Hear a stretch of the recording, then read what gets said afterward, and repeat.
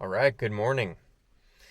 So I'm out with Cooley and Rue, and we are on our first official hunt of the season. So the pursuit season opened up 2 days ago, and it's my first chance that I've had to actually get out.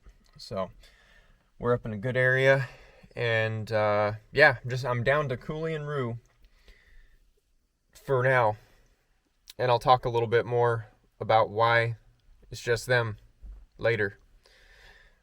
But yeah, I just got the collars on them, and we're gonna road them for a little while, and we're gonna see if we can find a bobcat. All right.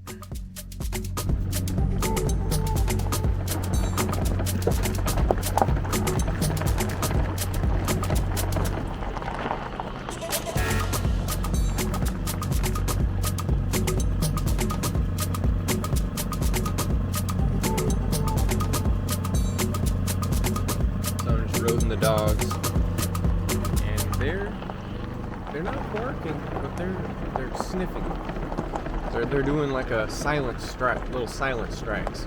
So I'm down a strike dog, which really sucks.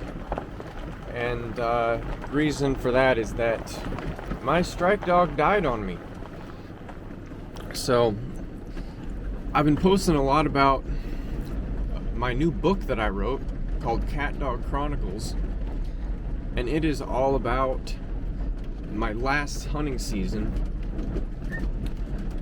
where I was hunting, and where I basically, last year is when I really learned how to bobcat hunt. And I learned how to bobcat hunt with a dog named Whiskey that my mentor gave me. She was almost 14 years old, so she was extremely old. But she had been on hundreds and hundreds of cats, and she taught me pretty much everything I know so far about hunting bobcats. And so with her, when we would be driving around like this, I would have her up on the dog box behind me in the truck, and anytime she'd smell bobcat scent, she would bark. So that's how I would know to stop, let the dogs down, and then they would find the track and ideally get the cat running. So I am down my strike dog, which means that one of these two dogs here is gonna have to step it up, and I think they will. They hunted all season with Whiskey, and by the end of last season they were doing really good. And I know Cooley, the one on the right, black and white dog, I know she knows what a bobcat is. I know she knows what one smells like. Like that right there. So that was basically a silent strike.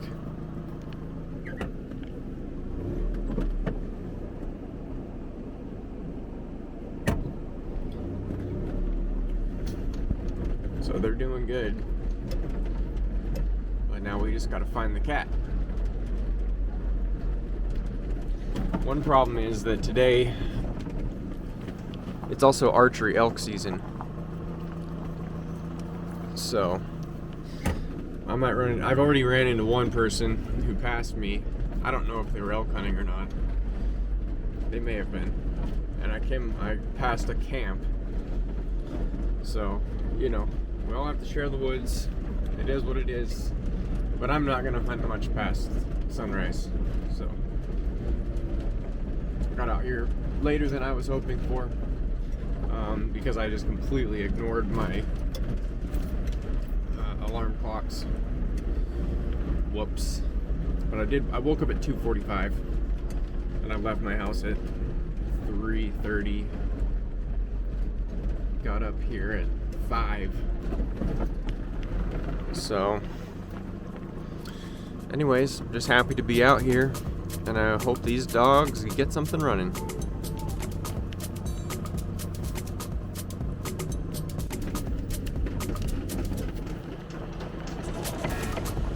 They're getting more excited.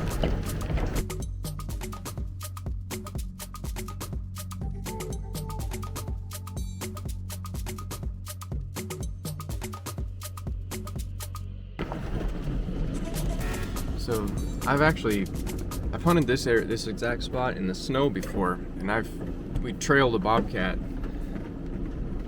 down through here, and so I know there's bobcats around here. It's just a matter of putting together all the pieces.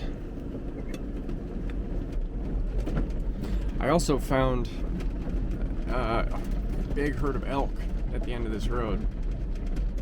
So, who knows? Elk could be around too. Luckily, I'm feeling pretty good about these two dogs not running trash at all. Of course, they could always prove me wrong. But the last few times they bumped into deer or elk, they left them alone. But we'll see.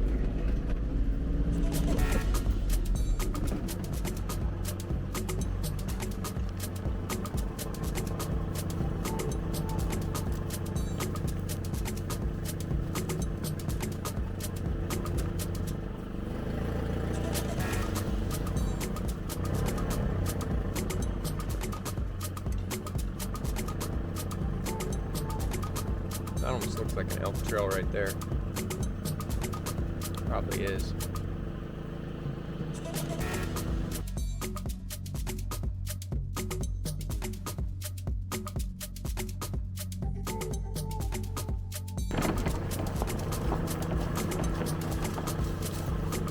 Oh, they're winded something.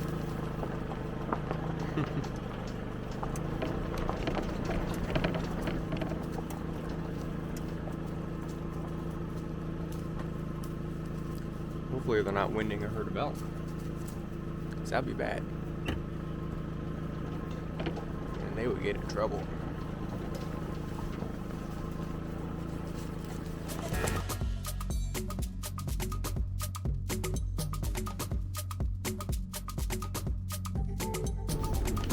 All right, so I don't want to cover this. We just rode the dogs down this dead end road. And we got to go back out. We didn't really strike anything off here. They were getting a little excited, but no tracks to be run. So I got them rigged up, and it's kind of cool. I have a camera set up facing the dog box so that I can watch them, because I have a big toolbox thing that I built behind my cab, so I can't see anything. I can't see behind me anymore, but now I can watch them, see if they strike. So that's pretty cool. All right, we're gonna get going again and go hit another area. All right, so we are now in probably one of my favorite spots in this whole area. Just absolutely beautiful right here. Really nice big patch of reprod, and I came up here a handful of times in the snow, and pretty much every time I did, I found bobcat tracks, and we ran them. So I know there's cats around here. It's just a matter of seeing if these dogs will find them.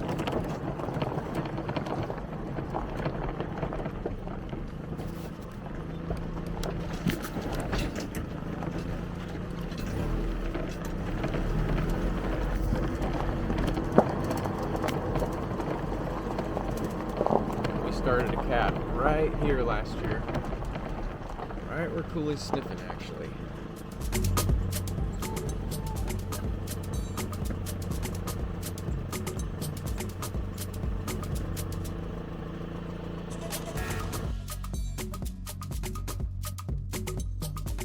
Now I'm really hoping I don't run into elk hunters, because this would be a great spot to find some elk.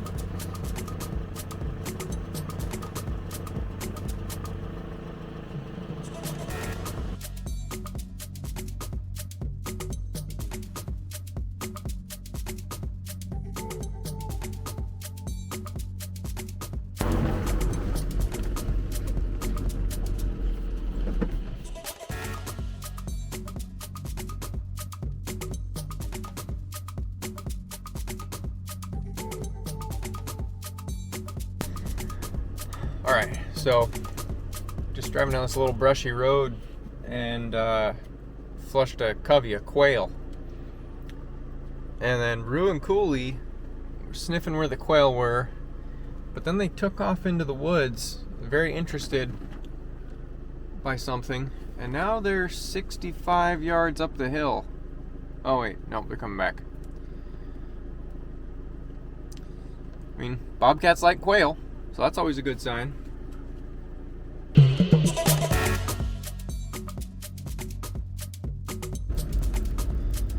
Alright, so been hunting all morning. It's 10:30 and the dogs have been roading a lot. They've probably gone 15 miles at least, which for how kind of out of shape they are, that's pretty dang far.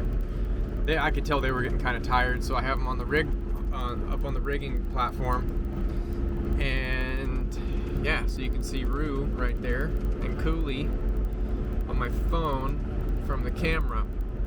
Pretty cool. I kind of heading out towards the pavement.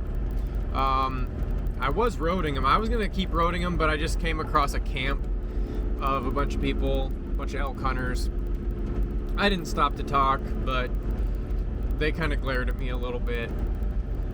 I definitely didn't get a wave, so I took that as my sign to just kind of mosey on through, mind my own business. I have every right to be out here. And yep, I'm just gonna keep heading out, and I'm hoping these dogs will start striking me some bobcats from up there. So I know they have it in them. They just need to figure out the game, and it'll happen.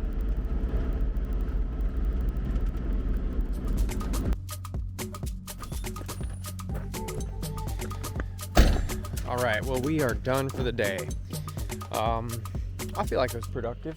Got a lot of miles on the dogs, and they got to run a lot, and I really need to get them back in shape.